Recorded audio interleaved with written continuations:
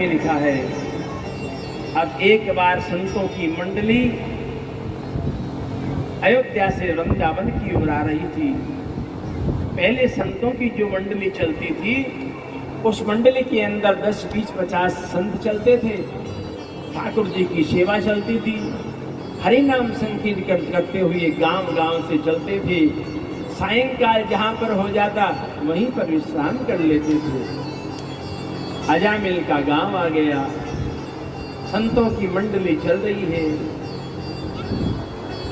संतों के आगे एक झंडा लेके चलने वाला व्यक्ति होता है। उसने कहा कि भैया, यहाँ गांव के अंदर कोई पवित्र ब्राह्मण या ऐसे कोई भगवान का भगत है तो हम क्या चाहिए, हम वहाँ रुक जाएं, भगवान का भजन कर लें और आज का रात्रि विश्राम हो जाए। वह व्यक्ति कोई मन चला व्यक्ति था, भगवान से दुर्भावना रखने वाला था, दुष्ट प्रकृति का था। उसने देखा कि इनको ऐसा घर बताओ कि इनको माल भी मिले, दाम भी मिले और दक्षिणा भी मिल जाए, तीनों काम हो जाए।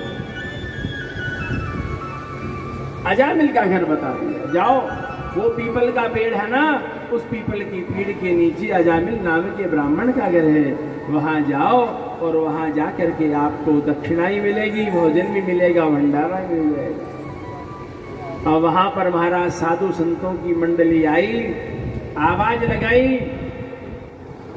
पंडित अजामिल जी है क्या, पंडित अजामिल जी है क्या। और महाराज अंदर से वो वैश्य आई। उन्होंने कहा, आज मेरे घर के अंदर इतने वर्षों के बाद पंडित अजामिल का नाम सुनने में पड़ा है, कोई न कोई महापुरुष आए होंगे। आकर के देखा तो संतों की मंडली बाहर खड़ी थी। महाराज बताइए क्या बात है। अरे भैया, अजामिल का यही घर है। हाँ महाराज, घर तो यही है। तो हम आज वृंदावन जा रहे हैं, विचार किया कि यहीं पर भंडारा करें, यहीं पर भगवान का भोग लगाएं, यहीं प्रसाद पाएं, कीर्तन करें। अजामिल की पत्नी की आंखों से आंसू निकलने चाहिए कि आज मेरा ऐसा प्रारब्ध क्या जागृत हुआ है कि साधु संत मेरे दरवाजे पर आकर के इस प्रकार की बात कर रहे हैं। महाराज, मेरा घर पवित्र नहीं है, मेरा घर अपवित्र है। मैं आपको मेरे घर में भोजन की व्यवस्था नहीं कर सकती। कोई बात नहीं बेटा, यहाँ नहीं तो और कहीं चले जाएंगे। और जैसे ही उन साधु संतों ने 10-20 कदम बढ़ाए, क्या पता क्या प्रारब्ध जागृत हुआ उस अजामिल की पत्नी का। फिर कहा कि अरे, हम घर पे नहीं बना सकते, खिला सकते हमारे हाथ से, तो हम इनको सूखा सामान दे दे। तो बुलाया, महाराज जी रुकिए रुकिए। महाराज, ऐसा हो जाए कि हमारे घर में तो भोजन नहीं बना सकते, आपको सूखा सामान दे दे, आप भगवान के भोग लगा लो। अरे बेटा, इससे बढ़िया और क्या होगा, हम यहाँ भोग लगाएंगे, भगवान का कीर्तन करेंगे। अरे आ जाओ भैया, पीपल के वृक्ष के नीचे यही धूना लगाओ। और वहाँ पे धूना लगाया, ठाकुर जी को बैठाया और ठाकुर जी को विराजमान करके भगवान का भोग बन रहा है। भगवान का भोग बनते बनते समय हो गया। हरि नाम संकीर्तन कर रहे हैं और हरि नाम संकीर्तन करते करते बोल रहे हैं, भगवान के भोग लगाने की व्यवस्था कर रहे हैं। भगवान के भोग लगाने के लिए क्या कर रहे हैं, और सीताराम आइए, राजा राम आइए, मेरे भोजन का भोग लगाइए। सीताराम आइए, राम आइए, मेरे भोजन का भोग लगाइए। राम आइए, सीताराम आइए, भोजन का भोग लगाइए। सीताराम आइए, राजा राम आइए, मेरे भोजन का भोग लगाइए।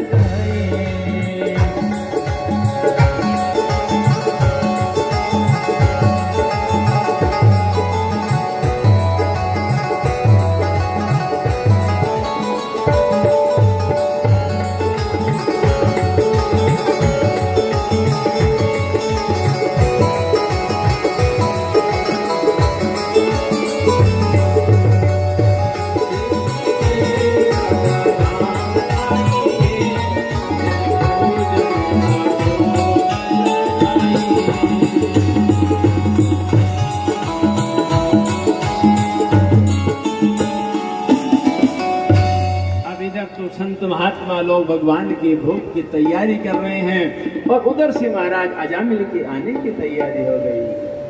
अजामिल घोड़े पर बैठ करके काले कपड़े पहन करके हाथ में तलवार लेकर के वहां उपस्थित हो जाता है। हे महाराज, ये क्या लगा रखा है यार, डंगा खड़े हो यहां से, चलो भगो। ऐसा जैसे ही अजामिल ने कहा, अंदर से उसकी पत्नी, अंदर से पत्नी आई। क्यों, क्या बात है, क्यों आवाज कर रहे हो?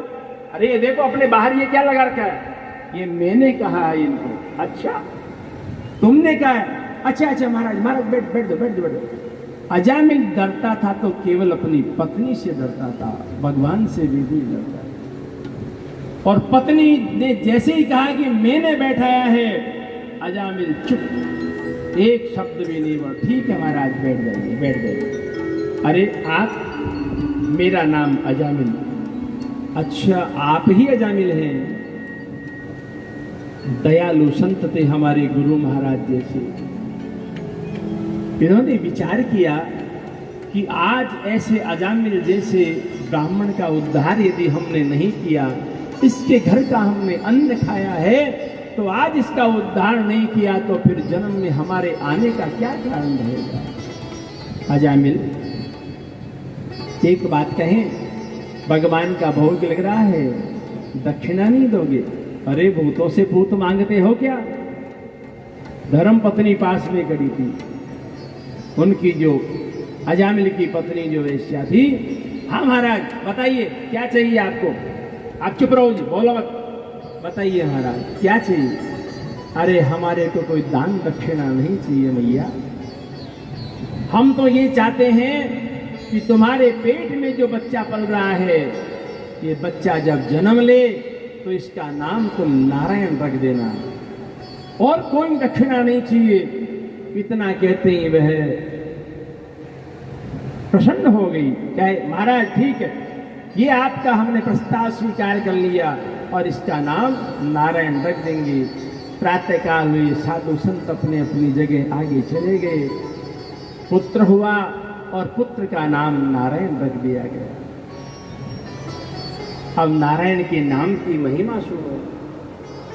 नारायण नारायण नारायण, प्रातःकाल से सायंकाल तक 1 बार, 10 बार, 100 बार, कितनी ही बार नारायण का नाम निकलने लग गया अजामिल के मुंह से, उसकी पत्नी के मुंह से। प्रारब्ध क्षीण होने लग गए नारायण का नाम लेने से। अरे हमारे बुजुर्ग, हमारे दादा दादी पहले जो भी बालकों का नाम रखते थे, वह भगवान के नाम पे रखते थे। देवी का नाम रखते थे, लड़की का दुर्गा, भगवती, माया, इंदिरा, गायत्री। पुरुषों का नाम रखते थे महादेव, गिरिराज, रामकृष्ण, कृष्णदेव। भगवान का नाम इसलिए रखते थे कि हम मन से लें या नहीं लें, लेकिन भगवान का नाम हमारे मुंह से निकलता रहे। अब आजकल की पीढ़ी तो देखो क्या हो, चिंटू, मिंटू, पिंकू, डिंकू, क्या पता क्या क्या कहते हैं। नाम का पता नहीं, नाम के अर्थ का पता नहीं। भाव को भाव अनक आलस हो, भाव को भाव अनक आलस हो। नाम जपत मंगल दिशि दस हो, नाम जपत मंगल दिशि दस हो। भाव को भाव अनक आलस हो, भाव को भाव अनक आलस हो। नाम जपत मंगल दिशि दस हो, नाम जपत मंगल दिशि दस हो। चाहे भाव से बोलो, कुभाव से बोलो, आलस्य से बोलो, बिना मन से बोलो, लेकिन आपके मन से, आपके मुखार बिंद से यदि वो नाम निकला है तो उस नाम का फल जरूर मिलेगा। कारीगर मजदूर काम करता है, दोनों कारीगर मजदूर बातें भी करते हैं पूरे दिन, लेकिन हाथ से करनी रहती है, आंखों से काम करता है, हाथ से करनी होती है। मजदूर पत्थर ला करके देता है, बात भी करता है, लेकिन प्रातः काल से सायंकाल तक काम करने के बाद भी उसको मजदूरी दी जाती है। मिनख मजूरी देत है और क्यों कर राखे राम। अरे भैया, मनुष्य ही मनुष्य को मजदूरी देता है, तो क्या परमात्मा की आप मजदूरी करोगे तो परमात्मा क्या आपको उस मजदूरी का फल नहीं देगा? अवश्य देगा। आपका नाम कभी व्यर्थ नहीं जाएगा। आपने देखा होगा साधु संतों को, संत महात्माओं को चलते फिरते उठते बैठते हाथ में माला लिए रहते हैं, नाम लेते रहते हैं, चलते रहते हैं। हमारे हर श्वास में राम का नाम होना चाहिए, हमारे हर श्वास के अंदर परमात्मा का ईश्वर होना चाहिए। ऐसे करते करते बच्चा बड़ा हो गया, नारायण नारायण पुकारने लग गया। अब एक बार क्या हुआ कि इस अजामिल का अंत समय आने वाला था। अजामिल को लाने के लिए यमराज के दूत आ गए, काले काले कपड़े पहन करके, और यमराज के दूत उनको ले जाने के लिए तैयार हो रहे हैं। अजामिल मरा नहीं है, अभी तक उस अवस्था में है, सुन सकता है, बोल सकता है, चल सकता है। और जैसे ही काले दूतों को देखा और अजामिल ने कहा, नारायण नारायण नारायण नारायण नारायण, आ जाओ नारायण, अरे बचाओ नारायण, बचाओ नारायण, बचाओ, ये पकड़ रहे हैं, ये ले जा रहे हैं। और ऐसा जब नारायण नारायण पुकारने लगा तो हमारे भगवान श्री हरि नारायण के दूत आ गए महाराज वहां पर। और दूतों ने आकर के कहा, क्या कर रहे हो, हटो यहां से। यमराज के दूतों को, यमराज के दूतों ने कहा कि ये हमारा शिकार है। बोले नहीं, अब तुम्हारा नहीं रहा, अब हमारा हो गया। अरे भैया, जिसने नारायण का नाम एक बार भी मरते समय ले लिया, वह भगवान के द्वारे जाने का अधिकारी हो गया है। द्रोढ़े कीड़न का सकतम पुत्रम नारायण वयम प्लावितेन स्मरणोच्चैराजुहावाकुलेन्द्रिय। अब अजामिल क्या देख रहा है? अजामिल मन की आंखों से धीरे स्पर्श करके देख रहा है, यमराज के दूत पकड़ने जा रहे हैं और सामने क्या हो रहा है? सर्वे पद्मपला साक्षात् पीतकोशेयवासस किरीटिना कुंडलिनो लशतपुष्करमालिना। सभी पद्मपला साक्षा पीत कोशेयवासा, पीत वर्ण का पीतांबर धारण करे हुए, मुकुट कीट कुंडल धारण करे भगवान के दूत वहां पर आ गए हैं। भगवान के दूतों ने कहा, करे हटो यहां से, ये नारायण का नाम उन्होंने उच्चारण कर लिया। अरे भैया, ये नारायण, ये तो अपने पुत्र का नाम ले रहा था, तुमने सुना नहीं? धर्म की परिभाषा क्या है? वेद प्रणहितो धर्मो यद्धर्मस्तद्विपर्ययः वेदो नारायण साक्षात स्वयंभूरिति सुश्रुमः। अरे भैया, वेदों के अंदर सबसे बड़ा धर्म है भगवान के नाम का स्मरण, और भगवान के नाम का इसने अंत समय में ले लिया तो ये साक्षात नारायण के दरबार में जाने का हो गया। इसलिए तुम इसको छोड़ दो। नहीं छोड़े तो देवताओं ने डंडे लगाए महाराज यमराज के दूतों के, और उनको भगाना शुरू किया। क्या कहा? गुरूणाम च लघूनाम च गुरूणी च लघूनि च प्रायश्चित्तानि पापानां ज्ञात्वोक्तानि महर्षिभिः। चाहे छोटे रूप में लो, चाहे बड़े रूप में लो, खड़े लो, बैठे लो, सोते लो, कैसे भी लो, भगवान का नाम यदि आपने ले लिया तो आपका सभी पापों का प्रायश्चित्त हो जाता है। इसलिए भगवान के नाम की महिमा का गुणगान किया गया। यमदूत वहां से रवाना हो गए। और वो जो अजामिल था उसको छोड़ करके देवदूत भी चले गए, क्योंकि देवताओं के दूतों का दर्शन करने मात्र से उसकी दिन और आयु बढ़ गई। अजामिल ने भगवान के नाम का जो कीर्तन सुना तो घर बार छोड़ करके गंगा किनारे जा करके भगवान का स्मरण करने लग गया, और भगवान का स्मरण करते करते अपने परम धाम को प्राप्त हो गया। अब महाराज यमराज के दूत चले गए यमराज के पास में। यमराज को जा करके बोले, महाराज ये हमारा इस्तीफा लो, हटाओ यहाँ से, नौकरी नहीं करनी आपकी। यमराज ने कहा, क्यों, क्या बात है? ये कैसे कह रहे हो कि नौकरी नहीं करनी?